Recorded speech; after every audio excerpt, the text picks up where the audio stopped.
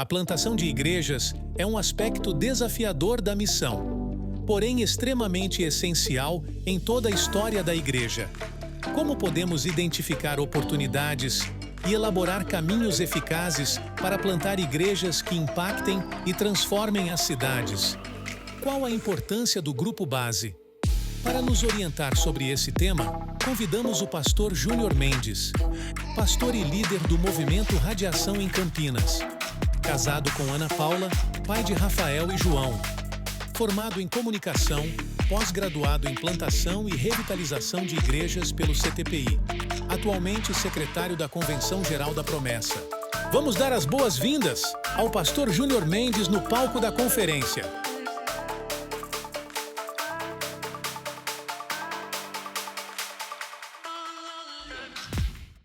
Não sei se eu estou muito feliz ou muito triste, porque vocês conheceram a minha melhor parte hoje, né? Então, hoje vocês conhecem, para quem não conhecia, a Ana Paula, minha esposa, ela é a minha melhor parte. Então, agora eu...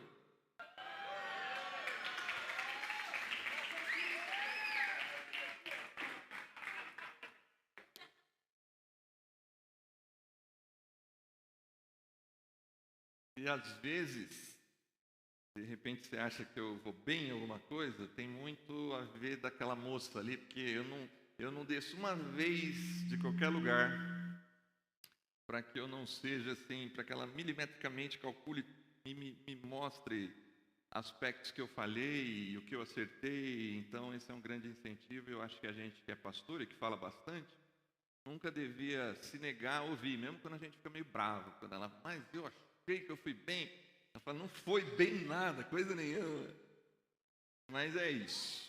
Olha, eu estou também surpreso por um outro aspecto. Eu nem sabia que o Radiação era tão organizado na comunicação assim.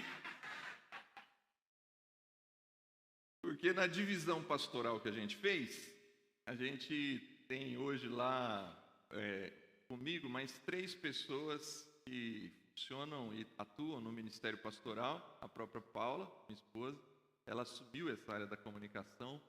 Então eu tenho tido muito pouco problema.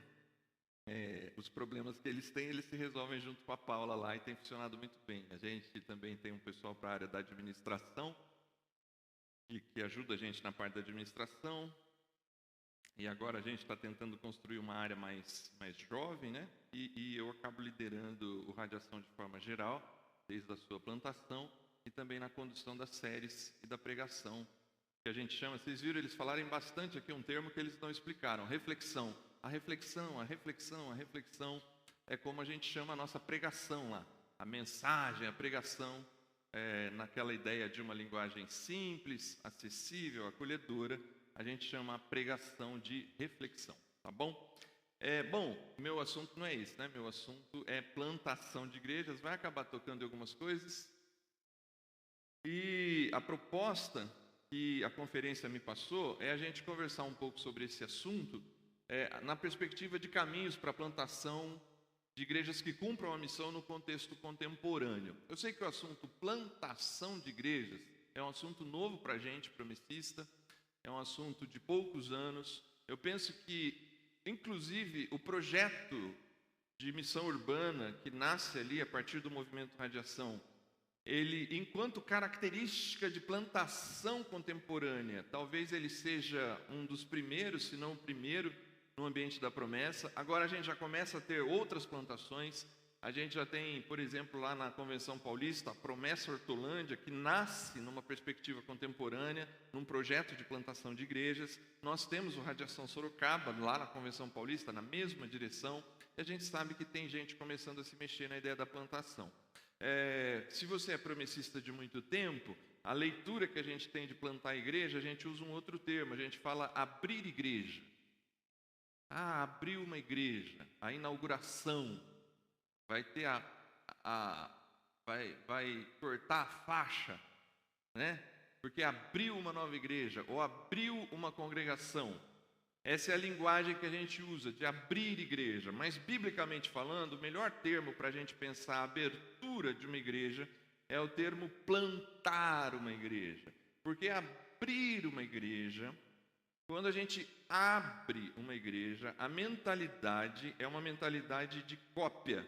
Então, assim, Santo Amaro vai abrir uma igreja em tal lugar. É como se as pessoas que saíssem daqui fossem para aquele tal lugar, simplesmente fossem reproduzir o que se faz em Santo Amaro, sem a menor leitura do bairro e da intenção de onde está. Quando a gente planta uma igreja, a gente tem que ter outras preocupações. E é aqui que eu queria caminhar com vocês, para tentar trazer um pouco de clareza sobre esse assunto e alguns conceitos também do ponto de vista de uma plantação contemporânea. Por mais óbvio que seja, e a gente está falando de um mundo urbano e contemporâneo, o tema dessa conferência é contextualização na missão, mas eu preciso ir no mundo rural para que a gente entenda o que é plantar uma igreja, tá bom? O que é plantação? Bom, eu não sou do mundo rural, eu tenho dificuldade, inclusive, com o mundo rural. Na nossa lua de mel, que já faz um tempinho, eu e a Paula, um amigo meu nos indicou uma pousada. A gente passou alguns dias em Porto de Galinhas, e na volta eu queria fazer uma surpresa para minha esposa. Um amigo meu falou: cara, conheço uma pousadinha num lugar assim, assim, assim, no meio do mato. Vocês vão amar. E eu reservei essa pousada, chegamos em casa, falei: tem uma surpresa para você, a gente vai para uma pousada em Campos do Jordão, no meio do mato. A gente chegou lá e realmente era no meio do mato, o chalezinho cheirava mato. A gente abria a janela, e abriu a janela, mato. Aí, abre a porta, vem a dona da pousada: olha, eu vou deixar a chave com vocês, que só está vocês aqui, amanhã cedo a gente vem fazer café. Eu não sou de assistir filme de terror, mas por um momento eu falei: essa noite a gente não passa, vai vir o doido da serra elétrica e cortar a gente aqui, né? Falei: Paula, eu não fico aqui nem mais um minuto. E a Paula também não. E a gente, naquele meio do mato, sozinho, a gente falou: gente, não serve para isso aqui. E a gente olhava um para o outro, assim, meio com medo do ambiente. Só mato em volta.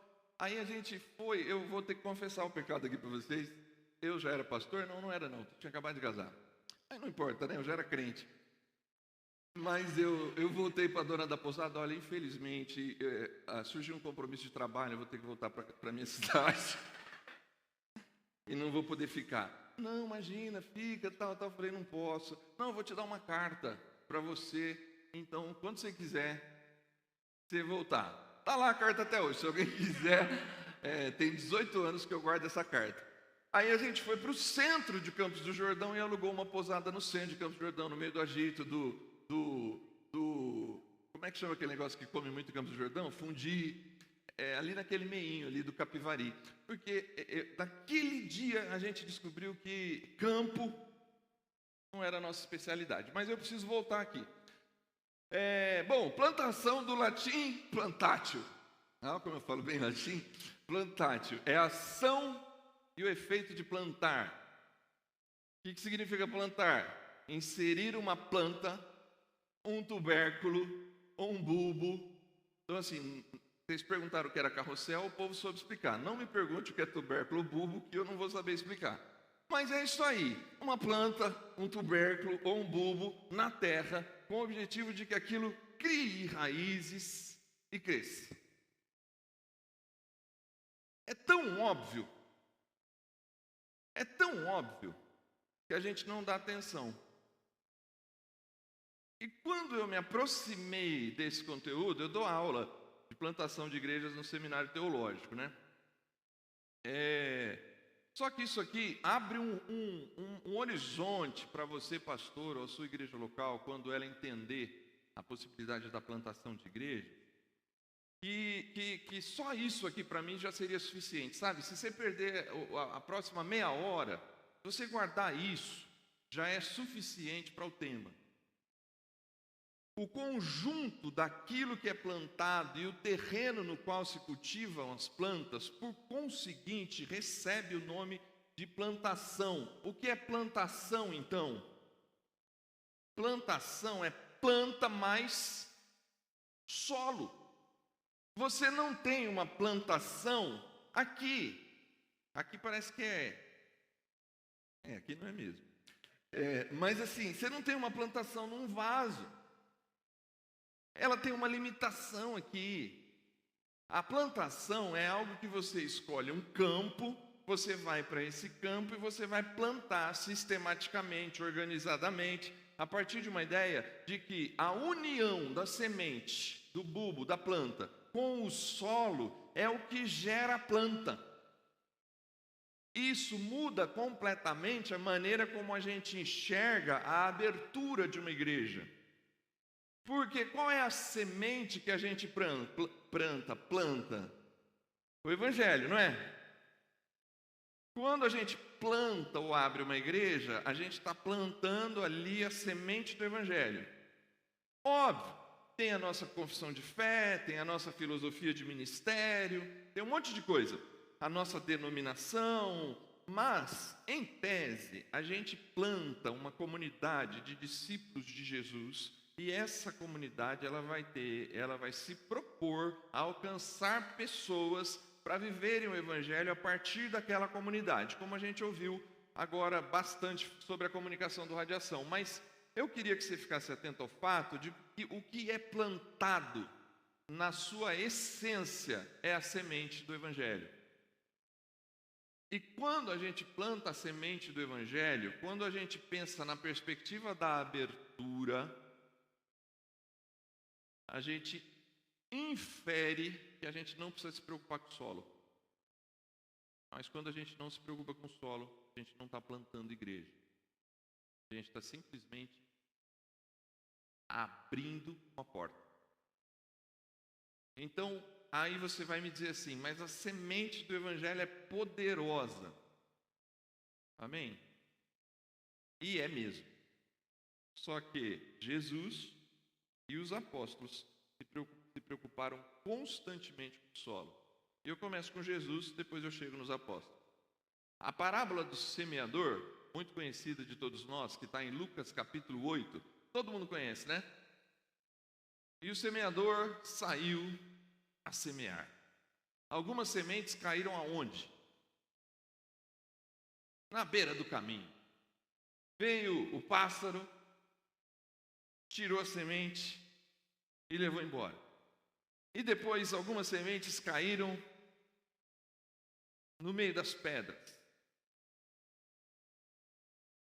Por falta de umidade, a planta não brotou. Outra semente caiu no meio dos espinhos. E a semente começou a crescer, mas foi sufocada pelos espinhos. E outra caiu em boa terra. E essa rendeu. A gente olha essa parábola, você já deve ter pregado sobre isso, se você é pregador, e a gente prega nessa parábola para dizer mais ou menos assim: tem pessoas que não vão aceitar o Evangelho, porque tem que ser a boa terra. Eu já preguei assim também. Mas eu queria que você pensasse um pouco mais na parábola, porque tem uma expressão de Jesus nessa parábola, é uma das poucas que ele explica. Nem todas as parábolas a gente tem a explicação de Jesus. Nessa a gente tem. Os discípulos reúnem Jesus e perguntam: o que significa? E aí Jesus explica: a semente é o Evangelho, né? A terra que é beira de caminho, Satanás vem e tira. Da pedra são os problemas da vida. Os espinhos são os prazeres. E a boa terra é a terra que produz. Mas a gente continua com a interpretação de: tem gente que não vai aceitar. A gente joga a responsabilidade para o solo, porque a semente é boa. Certo? Agora, a maioria das parábolas, você que é um estudante de teologia, não sei quantos tem aqui, você sabe que uma parábola, para você interpretar bem uma parábola, você precisa saber em qual contexto ela foi contada, certo? É assim ou não é? Quando a gente estuda Lucas 15, que são as 3 parábolas mais famosas das Escrituras, todo mundo sabe quais são, né? Quais são as 3 parábolas de Lucas 15? Da ovelha perdida, da moeda perdida e dos 2 filhos perdidos. Você chama ela de filho pródigo Depois você discute aí com quem entende, mas para mim ela é a parábola do pai que tinha 2 filhos perdidos. Essas 3 parábolas são contadas porque Jesus está ali assentado, falando com pecadores e publicanos, bebendo e comendo com eles, e vem os fariseus e fala assim: o mestre de vocês se reúne com essas pessoas, que Jesus é esse, que Messias é esse. E Jesus, ouvindo aquela reclamação, ele conta essas 3 parábolas para dizer que ele veio buscar e salvar o que estava perdido. Não é isso? Então a gente pega o contexto da parábola para tentar interpretar a parábola. Lucas 8, não sei por que a gente não presta atenção no contexto, talvez por causa dessa interpretação tradicional de olhar o terreno como um terreno que a gente bota a culpa no terreno. Mas presta atenção no início dessa parábola. O que está lá? Ela que dá o contexto. Se aproximou de Jesus pessoas de muitas cidades, e ele teve compaixão delas e passou a contar. Por que a gente despreza o contexto na parábola do semeador? Porque talvez ela é daquelas tradicionais que a gente já tem uma interpretação que a gente carrega há 50 anos. Pensa na parábola por um instante. Esse semeador saiu a semear. Algumas sementes caem no solo na beira do caminho, outras caem na pedra, outras caem nos espinhos e outras em solo fértil, na boa terra.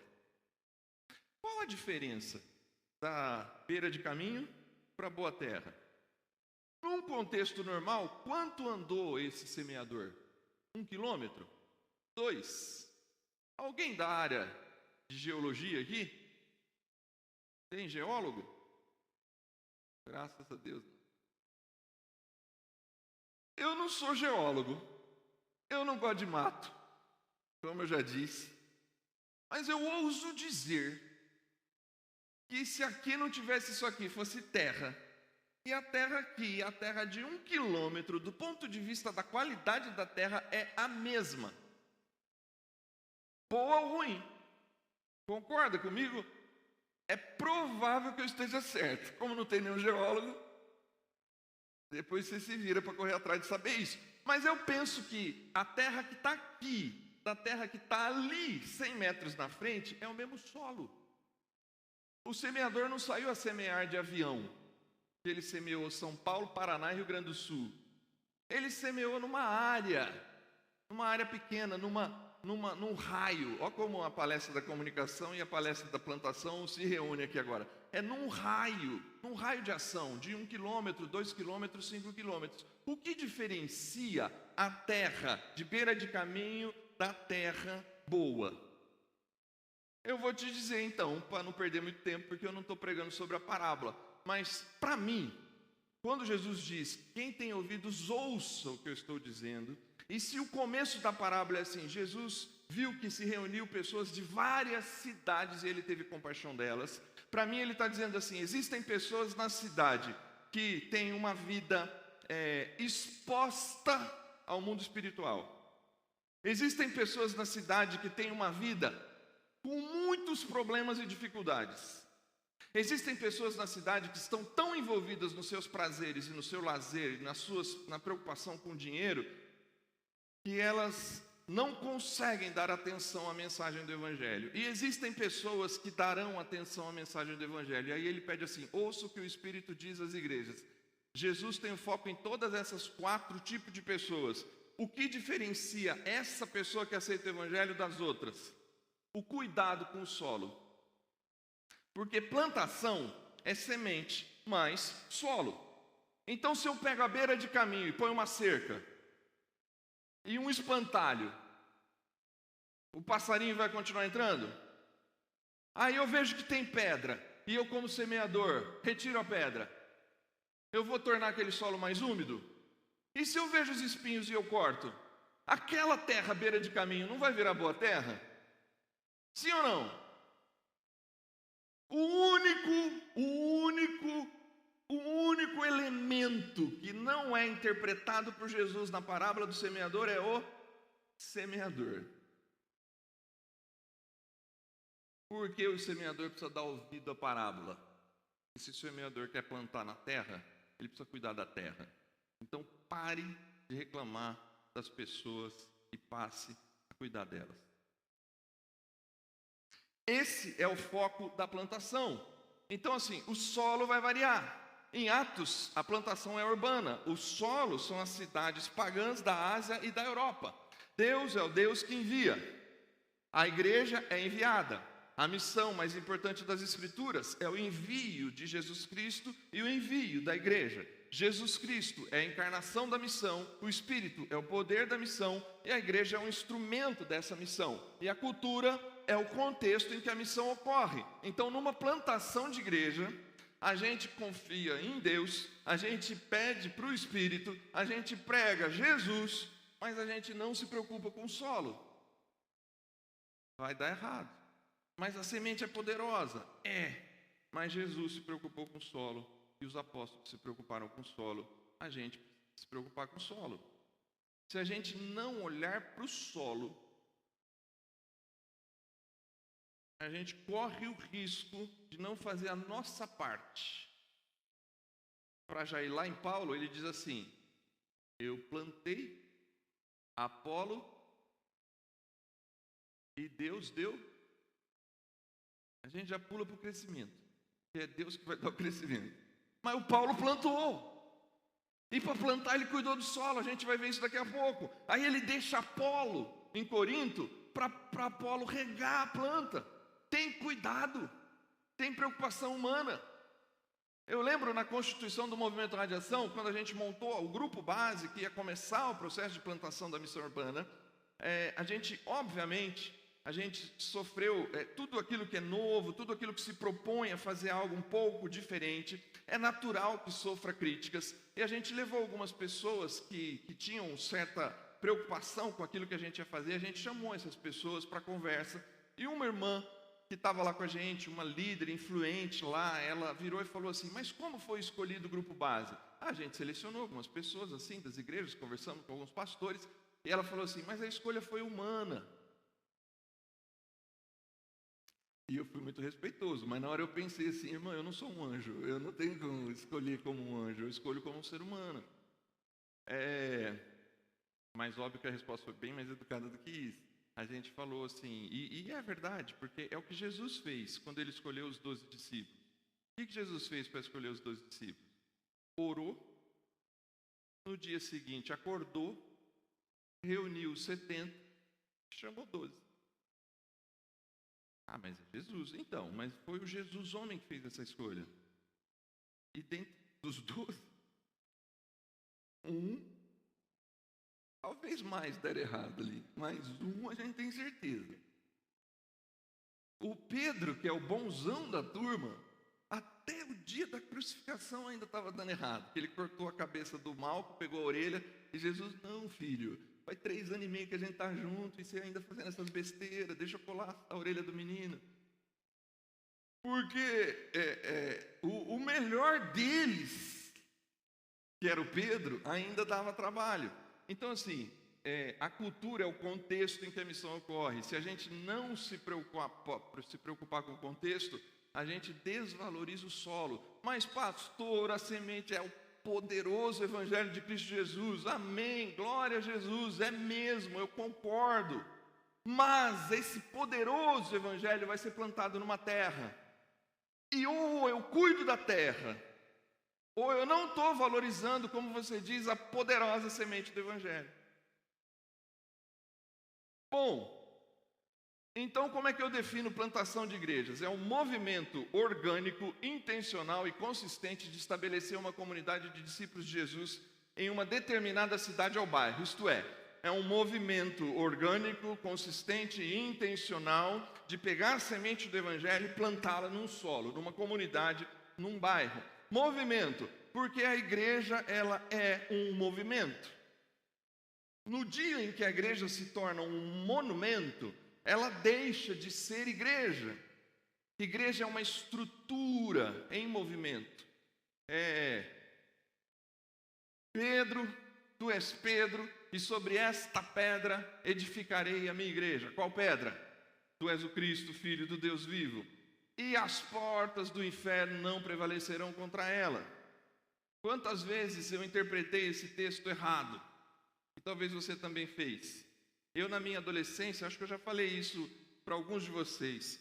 Na minha adolescência, sempre que eu lia esse texto, eu entendia que a igreja estava aqui assim, né? Pé de apoio firme, os diáconos, presbíteros, pastor lá atrás, guardado. Os diáconos, presbíteros aqui, ó, firme, a porta do inferno vem e bate na igreja e a gente resiste. Mas é muito ruim essa interpretação, né? Porque quem fica parado que é porta, né? Porta não avança. Porta é um instrumento fixo. As portas do inferno não prevalecem contra a igreja, porque quem está em movimento é a igreja. A igreja chega na frente da porta do inferno e a porta do inferno não resiste. A igreja chega, entra e vai. Porque a igreja é esse instrumento que avança. Só que ela precisa avançar de uma maneira orgânica. E aí talvez esse é o grande momento do promessismo. A gente não abre igreja organicamente. E tudo bem, eu acho que ainda leva um tempo para essa cultura se estabelecer. Mas assim, de quem a gente espera que seja aberta uma igreja? Da convenção regional, da junta de missões, da convenção geral. A gente espera que uma estrutura administrativa decida abrir uma igreja. Isso não é orgânico.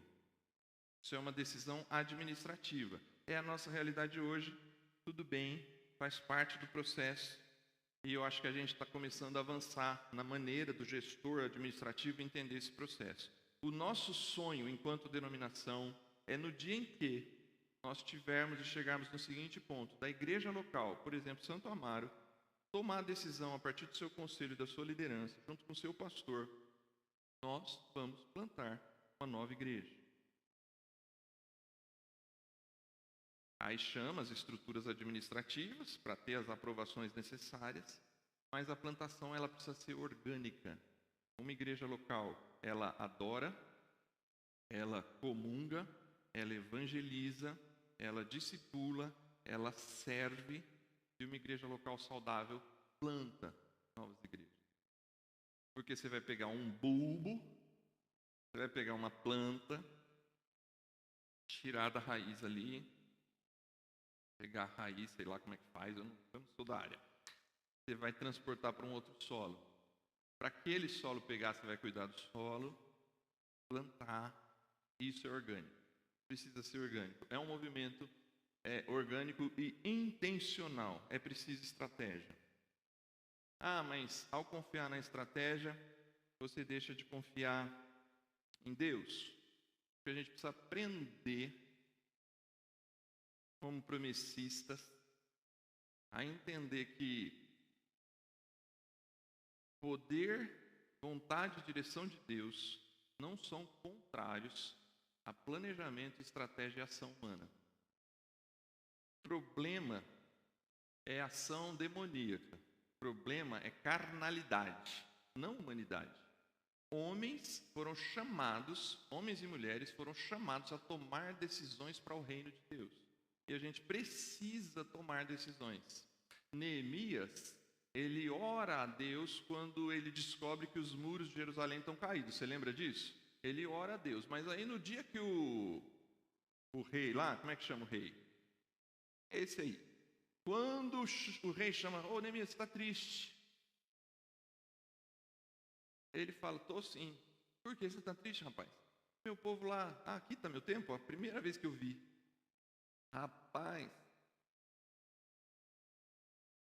eu estou faz tempo procurando o meu tempo, está aqui na minha cara. O Neemias, quando ele fala assim, estou triste porque por causa do negócio lá, do meu povo está sofrendo, a gente está bem aqui, Ataxerxes, e lá está feio o negócio. O que você quer que eu te faça? O Neemias puxa o plano estratégico. Olha, eu preciso de tanto de madeira, eu vou passar pelo meio de 2 reinos aqui, eu preciso de carta para esses caras não me barrar, eu preciso que você me prepare tal coisa, tal coisa, tal coisa. O rei fala, cara, o plano está tão bom, mas está faltando aqui uma comitiva de segurança. Eu vou te mandar uma comitiva de segurança junto. E aí quando ele chega lá, ele tem um plano pronto.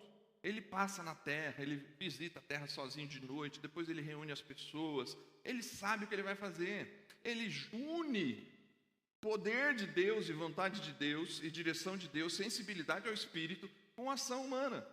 Então, nesse processo, há o processo da intencionalidade. A gente precisa ser intencional ao chegar num lugar e fazer as perguntas corretas. E consistente, não desistir. Não desistir.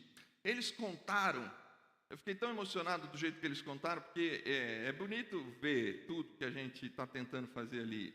E eu talvez acabe falando mais algumas outras coisas. Mas só eles sabem o choro deles. Só eu sei o nosso choro, a nossa dificuldade de fazer. Plantar não é fácil. Plantar nunca é simples. Paulo, para a gente caminhar aqui para o nosso metade final aqui, ele é o grande paradigma do NT. Se a gente tem em Jesus uma proposta, o semeador precisa estar atento ao solo, porque as pessoas vivem nas cidades e Jesus se preocupa com as pessoas das cidades. No Novo Testamento, o plantador que a gente segue no Novo Testamento é Paulo. Atos, ele vai contar a história ali da igreja de Jerusalém. Da igreja de Jerusalém ele migra para Samaria. De Samaria ele migra para Antioquia, onde Paulo e Barnabé vão se tornar o primeiro dupla de plantadores de uma forma consistente, intencional, e que vão criar esse movimento orgânico da plantação de igrejas. Tem outros plantadores? Tem. Roma foi plantada, por exemplo, por missionários informais. A própria cidade de Antioquia, a igreja de Antioquia, em Atos 11, a gente descobre que chegaram ali alguns sirineus e da ilha de Chipre e de alguns outros lugares e decidem pregar para os gregos. E lá se forma uma comunidade diversa culturalmente, que é a comunidade de Antioquia. E é essa comunidade que se torna uma comunidade plantadora. A referência em Atos dos Apóstolos de plantação de igrejas não é Jerusalém, é Antioquia. Ouso dizer, você não precisa aceitar, opinião pessoal, que a referência de igreja primitiva não é Jerusalém, é Antioquia. Mas essa é uma outra conversa, demora mais tempo, tá? A grande referência de Atos 13 a 28 não é mais a comunidade de Jerusalém, é a comunidade de Antioquia, de onde sai Paulo, Barnabé, Silas, Timóteo, Lucas e tantos outros. São plantações urbanas em cidades que pudessem difundir o evangelho. Paulo nunca planta em cidade pequena. E aqui eu posso te dar mais um exemplo de sensibilidade ao Espírito e decisão intencional de um plantador estratégico. Lembra que Paulo está tentando entrar na Ásia, ele é impedido pelo Espírito? À noite ele tem um sonho, ele sonha com quem? Um homem que diz assim: passa a Macedônia e nos ajuda. E o texto é muito interessante ali, que diz assim: e concluí que deveríamos ir para a Macedônia pregar o Evangelho. Olha a diferença do Paulo, que é um plantador, e do Pedro, o grande discípulo de Jesus, que tem uma dificuldade com a ideia da plantação. Pedro teve um sonho muito mais completo. Desceu para ele um lençol, cheio de alimento, meio complicado, e Deus fala no sonho assim para ele. O que ele fala? Mata e come. Pedrão fala o quê? De forma nenhuma, eu nunca comi nada imundo. E é verdade.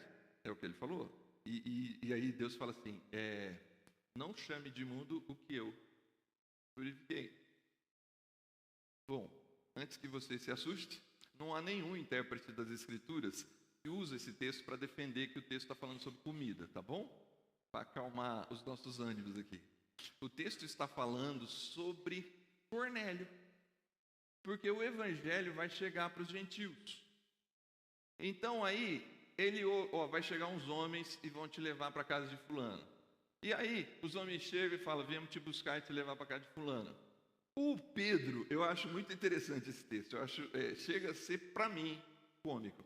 Porque Pedro chega na casa do Cornélio depois desse sonho todo, e ele é extremamente ruim de intenção, de estratégia, e pouco preocupado com tom, com voz, com persona, com nada disso. Ele chega lá, primeira coisa que ele fala na casa do Cornélio: olha, vocês sabem que eu não podia estar aqui.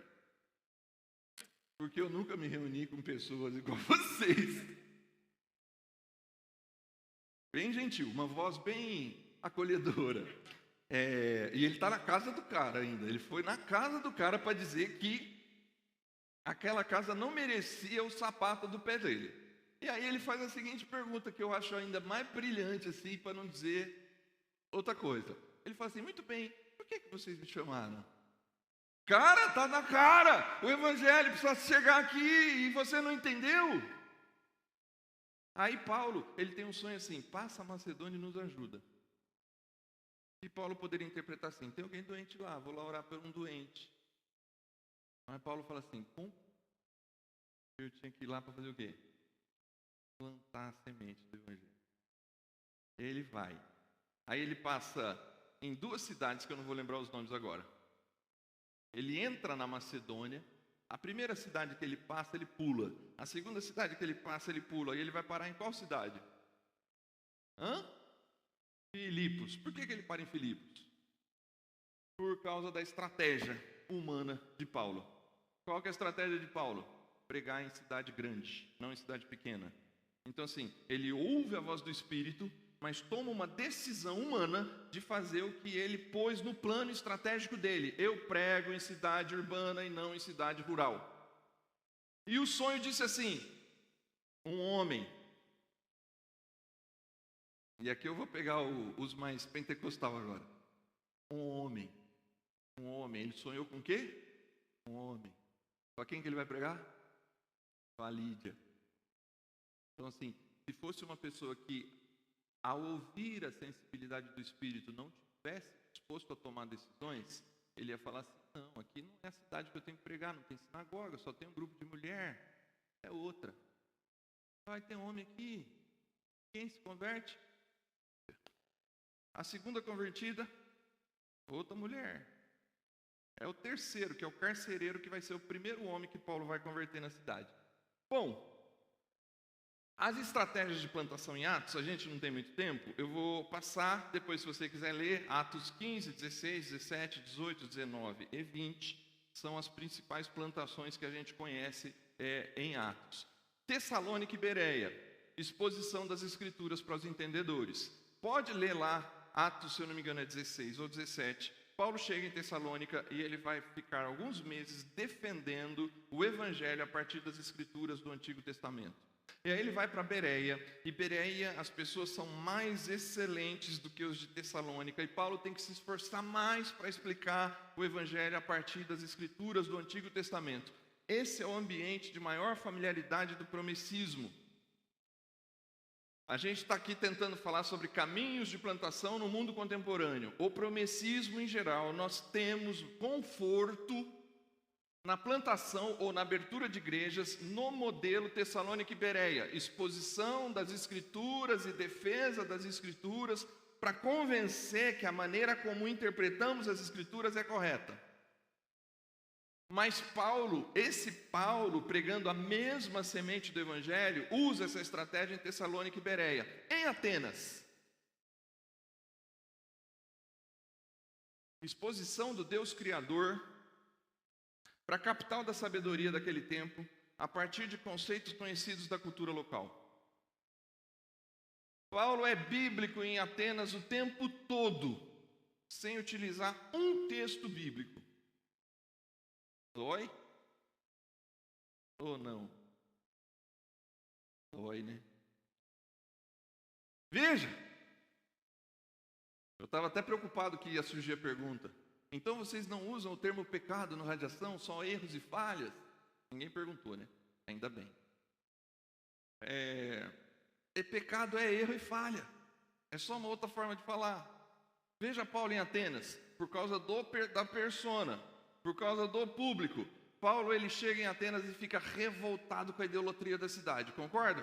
Bravo com a idolatria da cidade. E aí quando ele tem a palavra para falar com os idólatras da cidade, qual o termo que ele usa? Atenienses.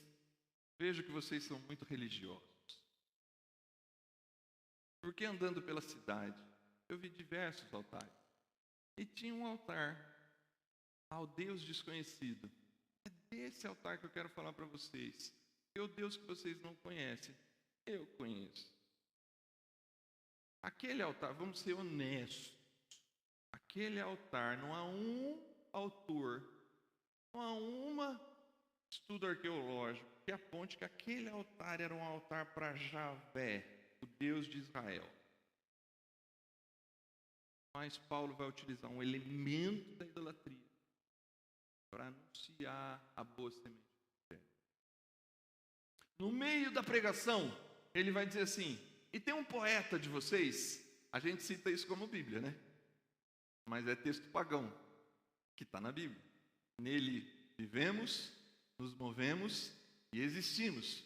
Porque a Bíblia diz que nele vivemos, nos movemos e existimos. Antes da Bíblia dizer, um poeta pagão já disse. É o que está lá, lê Atos 17, que você vai ler Paulo dizendo assim, um dos seus poetas diz que nele nos movemos, vivemos e existimos. E tem um nome esse poeta que agora eu esqueci, mas é um poeta pagão. É Corinto, discipulado nas casas. Pode ler lá, a plantação de Corinto é uma comunidade na família, nos lares. E é sintomático perceber que é a carta que Paulo começa assim. Vem uma crítica aqui da família de Cloe, que está dizendo que vocês estão brigando aí. E é Corinto que tem briga familiar. É Corinto que tem gente processando gente. É Corinto que tem marido traindo mulher, filho traindo pai. É Corinto que a ceia é uma bagunça. Por quê? Talvez que é um sintoma de uma igreja muito familiar, que é a igreja de Corinto. E Éfeso, uma igreja para a cidade, utilizando ambientes da cidade. Não tenho tempo aqui, mas do ponto de vista daquilo que a gente tem feito no Radiação, lendo o texto bíblico, a gente se parece com o modo da plantação de Éfeso. Em Éfeso, Paulo sai da sinagoga e vai construir a comunidade de discípulos de Jesus dentro da escola de Tirano, uma escola de filosofia em que ele vai se aproveitar do ambiente cultural da cidade e vai ali pregar o evangelho utilizando uma estratégia diferente de todas as outras cidades. Você conhece grego? As duas principais estratégias de pregação, que está em Tessalônica, está em Atenas e também está em Corinto. Ela é querigma, que é a ideia da proclamação do evangelho. Quando a gente proclama o evangelho pregando, a gente está querigmando, a gente é querigmático. Quando alguém prega, expõe o texto bíblico de forma expositiva, ele está utilizando a estratégia do querigma, de anunciar e proclamar as virtudes de Deus por meio da pregação. Uma outra estratégia é a didascalia, muito importante no ministério de Jesus, que é o ensino, é ensinar as escrituras. Em Éfeso, não aparece nem a palavra querigma, nem a palavra didaquê. A palavra que aparece é diálogo. Paulo decidiu utilizar a estratégia da cidade, da filosofia da época, que é uma estratégia dialogal. O que você pensa sobre Deus? O que você pensa sobre a criação do mundo? Como você enxerga a vida? E a partir dos conceitos das pessoas, ele ia construindo a pregação do Evangelho. Então, eu quero terminar aqui com vocês, para a gente pensar a plantação no contexto urbano. Está aqui, para comparar Tessalônica e Atenas. Leia aí comigo rapidamente. Segundo o seu costume, Paulo foi à sinagoga e por 3 sábados discutiu com ele com base nas Escrituras, explicando e provando que o Cristo deveria sofrer e ressuscitar dentre os mortos. E dizia, este Jesus que lhes proclamo é o Cristo. Enviaram Paulo e Silas para Bereia. Os bereanos receberam a mensagem com grande interesse, examinando todos os dias as Escrituras. Aquele eu já li para vocês, né? Em Atenas, Paulo fica indignado. Quando ele vai pregar, ali no último parágrafo, atenienses, vejo que em todos os aspectos vocês são muito religiosos. Vamos pensar no modelo mais tradicional, que talvez seja o modelo de abrir igreja, mas poderia também ser um modelo de plantar igreja, contanto que a gente se preocupe com o solo. Informações importantes desse texto de Tessalônica. Segundo o seu costume, Paulo faz algo que é confortável para ele. Ele está num ambiente que ele domina, Antigo Testamento, defesa das Escrituras. Ele vai discutir com base nas Escrituras, ele vai dizer que Cristo deveria sofrer e ressuscitar dentre os mortos, utilizando as Escrituras, e ele vai continuar fazendo isso em Bereia. O ambiente cultural é favorável. O diálogo se dá a partir das Escrituras. E o objetivo é cristocêntrico. Ir às Escrituras para anunciar o Evangelho. A semente é sempre a mesma. A semente de Paulo é sempre a mesma. É plantar uma comunidade de discípulos de Jesus. O ambiente ele é favorável, mas eu ouso dizer que o foco principal de Paulo não é o seu costume, mas o público.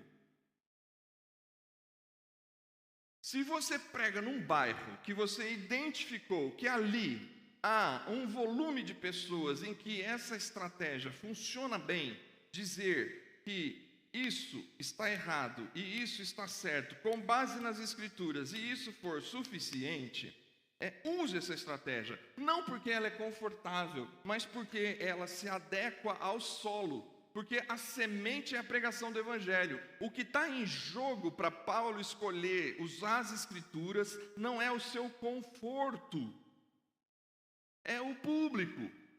Porque para aquele público ensinar o Antigo Testamento faz sentido.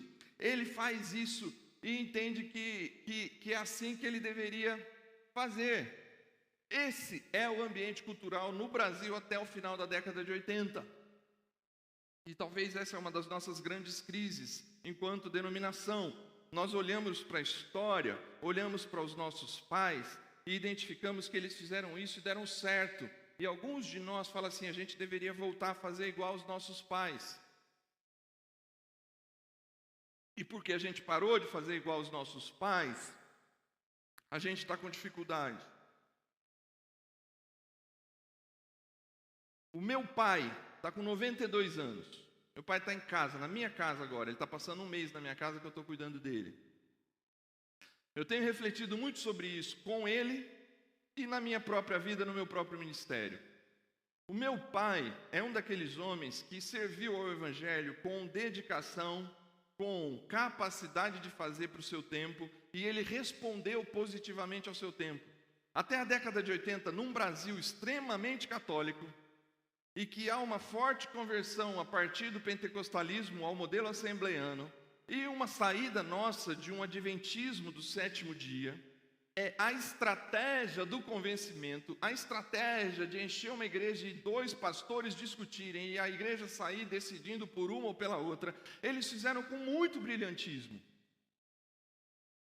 Agora nós, o contexto atual, lida com pessoas, eu lido com pessoas no meu discipulado, que me perguntam assim, Júnior, muito bonito que você explicou que Bíblia é palavra de Deus, harmonia, autoridade e etc. Por que eu tenho que acreditar na Bíblia e não no Alcorão?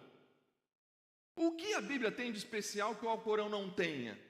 Eu conheço budistas que têm uma ética moral muito mais interessante que alguns crentes.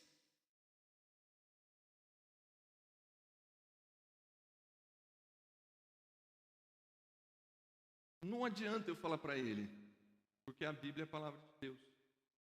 Ele vai falar, então, é isso mesmo. Por que ela é a palavra de Deus? E ela diz que é. Porque o testemunho interno das Escrituras provam que ela é a palavra de Deus. Ele vai falar, ele não vive num ambiente cultural católico romano que aceita as Escrituras como palavra de Deus. Eu só preciso mostrar para ele que a forma como ele interpreta as Escrituras está errada. Eu preciso trazer ele para Jesus, para depois ele ir para a Bíblia. Senão eu não consigo. Então assim, a melhor maneira que eu enxergo, que eu cumpro e respeito o legado do meu pai, é fazendo com excelência, da mesma forma que ele fez no tempo dele, não igual a ele, mas com a mesma excelência e fidelidade com o que ele fez para o meu tempo.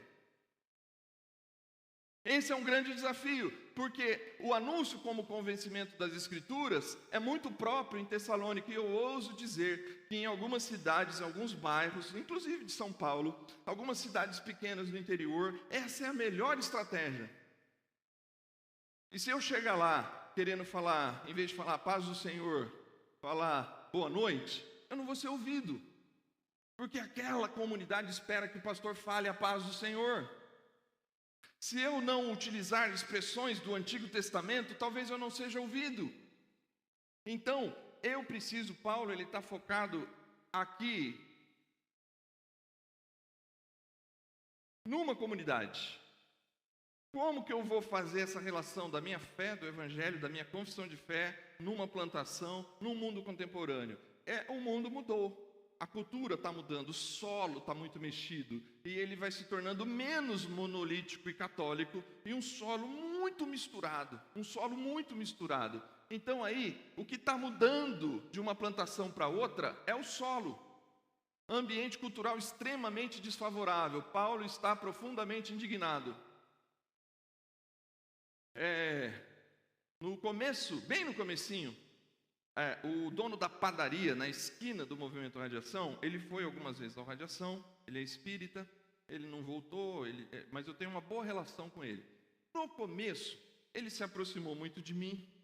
Eu fui numa festinha de aniversário, ele conhecia as pessoas, e nessa festinha de aniversário tinha bebida, o que para mim é um contrassenso de cara, numa festinha de criança ter bebida. E esse dono da padaria estava um pouco alto, e ele abriu o coração para mim nesse dia. E daí ele ficou meu amigo. E um dia ele me chamou.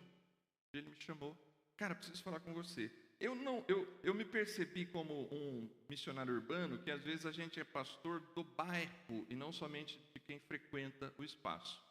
E aí ele me chamou e ele falou: cara, preciso te contar um negócio. Eu estou traindo a minha. Aí eu falei: eita! Aí eu falei assim: olha a minha expressão, cara, mas você está em pecado. Aí ele falou assim: pecado? Não estou fazendo nada contra Deus. Oxe, para a gente faz todo sentido, para ele não faz sentido nenhum. Ah, mas ele está errado. Tá. Ah, mas eu fiquei indignado. Fiquei. Só que em vez de eu falar: puxa, amigo, é mesmo? Vamos tentar ver, mas o que está acontecendo? Em vez de eu tentar entender melhor a situação para falar assim: vejo que você é um rapaz muito romântico. Vejo que você é muito religioso, né? Igual Paulo fez em Atenas. Eu já fui direto assim: idólatra! Então, na hora, ele fechou a janelinha. E eu perdi a possibilidade de aconselhar o rapaz. E eu cheguei em casa para minha esposa e falei: Paula, eu não tenho as categorias para pregar no mundo urbano. Porque eu dei na cara dele do jeito que eu dei num adolescente lá na igreja quando veio me contar que estava fornicando. Porque para o adolescente da igreja, quando ele me contou, eu falei: você sabe que você está em pecado, né? Ei, pastor. Você sabe que eu vou te levar para o conselho, né? Você já contou para alguém? Não, pastor, só para o meu melhor amigo. Eu falei: burro, o seu melhor amigo vai contar para os outros. Você me deixa numa situação difícil. No ambiente da igreja funciona. Eu não falei burro, tá, gente? Desculpa.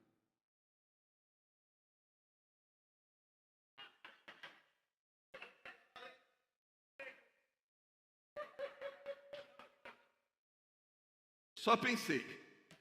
Você percebe como no mundo contemporâneo de gente que não parte dos mesmos valores, eu poderia dizer que ele estava em pecado, mas eu tinha que seguir um outro caminho? Porque o ambiente cultural mudou. O ambiente cultural, a mim, na missão urbana, é desfavorável. Eu tenho que, cada vez que eu prego, eu tenho que pensar em como pregar. Esse Antônio me levou no Sujinho, aqui em São Paulo, na esquina da Ipiranga, com não sei o quê. Que eu não lembro qual é. Consolação Ipiranga. Quero comer com você no Sujinho, que ele descobriu que eu trabalhava na Boa Vista, no escritório da igreja. Eu vou te levar no Sujinho para comer uma bisteca. Sabe o que o Antônio me falou? Cara, eu sempre fui na igreja católica ali da Chácara Primavera, mas você, eu entendo o que você fala, o padre eu não entendo. Assim, foi um feedback para mim, assim, que eu estou tentando me comunicar com pessoas que pensam diferente de mim. Eu preciso, num ambiente desfavorável, dialogar a partir das escrituras, mas eu preciso utilizar a ponte cultural. Ontem eu falava sobre frequência, estar à mesa de Jesus com frequência. Eu ia falar sobre o texto de Emaús, que eles falam assim. Jesus pergunta: o que está acontecendo em Jerusalém? E os discípulos de Emaús falam assim: só você. não sabe o que está acontecendo em Jerusalém. Todo mundo está sabendo. E aí eu tenho que ficar buscando na minha cabeça o que as pessoas vão identificar como algo que aconteceu em Campinas ou no Brasil, que todo mundo ficou sabendo. Esse é meu trabalho. O ambiente é desfavorável. Eu preciso conectar a pessoa com uma ponte cultural para trazê-la para dentro do texto bíblico. Para falar de Emaús, eu preciso falar assim, sabe essa situação? Então, é o que estava acontecendo, era o sentimento de Emaús. E aí eu dei sorte, porque eu estou pregando em maio, 30 anos depois da morte de Ayrton Senna. Quem no Brasil não sabe o que estava fazendo no dia 1º de maio de 1994? Quem tinha mais de 10 anos de idade sabe o que estava fazendo. Eu contei, não vou contar de novo, porque aí você assiste a pregação lá depois. Então eu falei, o sentimento em Jerusalém era o mesmo sentimento do 1º de maio de 94. Porque aqui, o objetivo é sempre levar Cristo. Eu acho que o Alex falou isso ontem. Ao fazer isso, o foco não é agradar as pessoas. O foco não é ser bonzinho. O foco é encontrar uma ponte de contato para que ele ouça a mensagem do Evangelho. Então, na plantação contemporânea, para mim, hoje, esse é o desafio promessista. É entender que a plantação contemporânea é um anúncio do Evangelho numa realidade de um solo muito mexido. E que a gente vai ter que cuidar do solo, tirar as pedras do solo, tirar os espinhos do solo, criar as cercas no solo, para a semente poder crescer. Nesse sentido, o anúncio é a proclamação de Jesus num processo de libertação das idolatrias pós-modernas. Então, de alguma forma, a linguagem, a intencionalidade, a colaboratividade, a encarnacionalidade, numa plantação, ela vai ser ponto de atenção. Na plantação contemporânea, eu preciso decidir o que eu quero fazer. E aí essa escala é muito interessante e aqui eu estou praticamente terminando. Presta atenção, não sei, está pequeno talvez aí, mas é um gráfico de x e y, que a gente tem ali no... Eu sou péssimo na matemática. Qual que é o y, qual que é o x? Como que é? X e y, beleza. É o contrário? Gente, vocês iam mal na prova. Isso aí. Esse que sobe é a integridade bíblica, tá? E esse que está aqui embaixo é o relevância cultural. Esse é um desafio para a mentalidade promessista, porque a gente identifica plantar com abrir. E a gente identifica que todo solo é igual, mas cada solo é um solo e a gente precisa ter atenção a isso. Então, assim, se eu tenho baixa integridade bíblica e baixa relevância cultural, o modelo da minha igreja local, ou até mesmo o modelo da plantação de igreja, escolhido será um modelo da tradição. Não é nem bíblico. Ele é tradicional. Baixa integridade bíblica, baixa relevância cultural. Eu vou ter uma igreja que vai sempre estar... O foco principal é assim, como fizeram? Como nossos pais sempre fizeram. Então, assim, eu acho que... Eu não sei... Não vou falar esse exemplo, não, que é melhor não. A gente, além de seguir aspectos bíblicos, o foco principal não é a Bíblia, mas é o respeito à tradição. Mas então você está dizendo que não tem que ter respeito à tradição? Lógico que tem. No processo de plantação, menos. No processo de plantação você tem que respeitar tudo que é basilar, tudo que é essencial, mas você tem que ter um olhar atento ao solo. Então, quando a gente planta sem ser um movimento, sem ser orgânico, sem ser intencional e sem ser persistente, a gente vai cair no lugar da tradição. Alta integridade bíblica, baixa relevância cultural. Vai ser uma igreja bíblica. Já está bem bom. Só de ser uma igreja bíblica, acho que você vai ajudar bastante o mundo, se a igreja for bíblica. Se o pastor tiver capacidade de discutir com o seu conselho, mas isso aqui, gente, é bíblico? Pastor. Então mantém.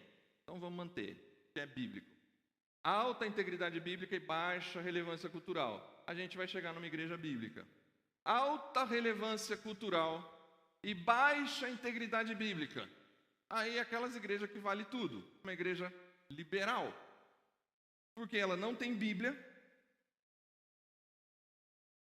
e ela é preocupada com a cultura.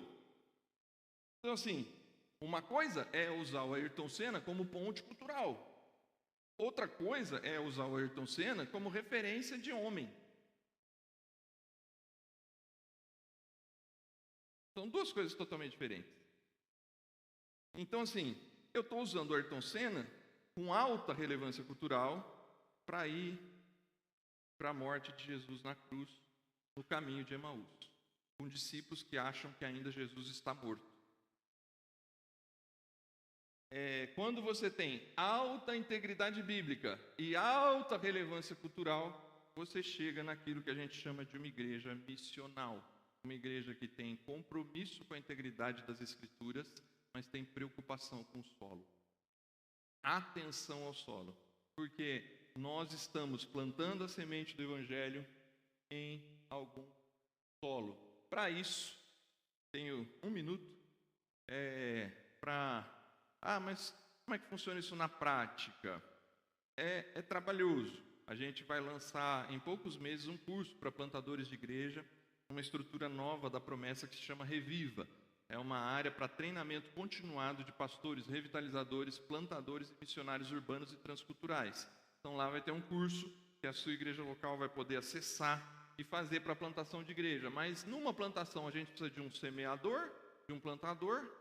Esse plantador é importante que ele tenha um mentor, alguém que tenha alguma experiência na área para ajudá-lo. Você precisa ter intercessores e você precisa de um grupo base. E você vai precisar discipular esse grupo base.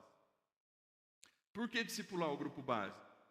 Porque o grupo base precisa entender bem a mensagem do Evangelho e entender bem o solo para poder conversar. Então, assim, esse desafio que o pessoal da comunicação faz é o desafio de conectar o solo que a gente prega com a pregação que a gente tem. Por quê? Porque isso faz sentido para a gente. Esse pessoal que está aqui, fora eu e a Paula, eles não fazem parte exatamente do grupo base. Mas a cultura do grupo base, a gente vem tentando construir e criar essa cultura missional. Foi, para o nosso grupo base, foram 6 meses de treinamento e discipulado. Um período em que a gente construiu a nossa filosofia de ministério, o plantador mais o grupo base. Nós discutimos sobre o que é uma igreja, do ponto de vista bíblico. Nós discutimos sobre o que é a igreja missional. Nós fizemos pesquisa no bairro, fizemos pesquisa entre os universitários, fomos para a rua tentar entender o que cada um pensava. Fomos para frente, como a gente tem esse foco numa geração um pouco mais jovem, fomos para frente das baladas, fomos para frente das universidades, sempre de 2 em 2, como manda o Evangelho, que é bíblico, né? Não vai sozinho, vai de 2 em 2. A gente chegava de turma, se dividia em 2 em 2, ia se misturando no meio das pessoas para fazer pesquisa. Pesquisamos sobre a cidade de Campinas, a história da cidade de Campinas, e depois a gente começou a preparar o primeiro culto público. E no primeiro culto público não teve faixa, não teve palavra de inauguração. A gente fez um culto como se a gente sempre estivesse ali. E uma pessoa, ele participou do primeiro culto, passou 1 ano com a gente, 1 ano e meio. Ele falou assim, depois de uma pregação sobre batismo que eu fiz, ele me chamou na empresa dele. Ele é da faixa ali dos 30 aos 40 anos, casado, com filho, aquela nossa persona 2 ali. E ele falou assim, Júnior, eu te chamei aqui na minha empresa para te dizer uma coisa. Eu nunca vou me batizar. E aí eu estava com o rapaz da padaria. Não é pecado. Não, então se você não vai batizar, melhor você. Mas aí, agora eu aprendi. O que eu respondi pro cara? Eu estou para aqui, vou falar, eu nunca vou me batizar. Falei assim, eu alguma vez te chamei? Eu nunca te convidei para batizar. Não, aí ele desarmou. Não, é que, eu acho que não tem nada a ver, eu fui batizado no catolicismo, eu gosto muito de lá, então acho que não precisa, nada a ver. Eu falei, cara, vamos aqui. Primeiro, eu não te chamei. Segundo, não sou eu que vou te convencer disso. próprio Deus vai te convencer disso. Eu posso te explicar por que eu entendo que o batismo infantil não é suficiente, mas eu sei que não será suficiente para você, já que você está achando que não precisa. Eu vou te respeitar. O que eu te peço é que você continue andando com a gente. Deixa Deus agir. Não, eu vou continuar. Beleza. 6 meses, 1 ano depois, não sei, um tempo assim. Acabou meu tempo já, viu, gente? Eu chamei ele para aquela padaria. A padaria do É Pecado. Tomamos um café. Falei, cara, vamos ali no Radiação comigo? Vamos. Entrei no Radiação com ele. Sentei uma cadeira de frente para ele. Meio na lateral, assim, como se eu estivesse de lado para o púlpito, né? Palco. Falei, cara, hoje eu tenho um negócio para te falar. Eu quero te batizar. Morrendo de medo. Aí ele virou assim para mim, olhou para mim e falou assim: se você pôr uma água ali agora, eu me bati. Mas há um processo. E aí, um dia mais para cá, ele virou assim e falou para mim: aquele dia que eu fui no Radiação pela primeira vez na série Menos é Mais, era o primeiro culto de vocês, né? Eu falei, era. Vocês me pegaram, hein? Eu falei, a gente fez para parecer que a gente sempre estivesse aqui, porque a gente não estava fazendo um negócio para o monumento, a gente estava fazendo um negócio para o movimento, e aí para a gente fazia sentido que aquele primeiro culto fosse para Jesus, e não uma exaltação de um novo ponto de pregação aberto para uma estrutura administrativa. É uma filosofia, é uma maneira de agir, e eu não vou ter tempo aqui, esse material chega para vocês, e eu encerro. Por que plantar igrejas? Porque as portas do inferno precisam que a gente avance sobre elas. E a gente não pode ficar parado, tem muita gente perdida. E a gente está falando assim, não, mas esse povo é difícil mesmo. Essa geração é difícil mesmo. Essas pessoas não querem saber de Deus, não têm compromisso, não são sérios, não são isso, não são aquilo. Pare de botar a culpa nos outros. Como semeador, comece a olhar para o seu solo, orar para o seu solo, cuidar do seu solo, e tratar daquele bairro difícil, daquela cidade difícil, daquelas pessoas difíceis, e você vai começar a ver o movimento do Evangelho, a partir da poderosa semente do Evangelho sendo plantada num solo, e você se preocupa com o solo. Você quer pensar em plantação de igrejas do ponto de vista contemporâneo, eu valorizo demais a semente do Evangelho, mas você precisa começar a valorizar também o solo aonde você vai plantar. Que Deus os abençoe. Amém?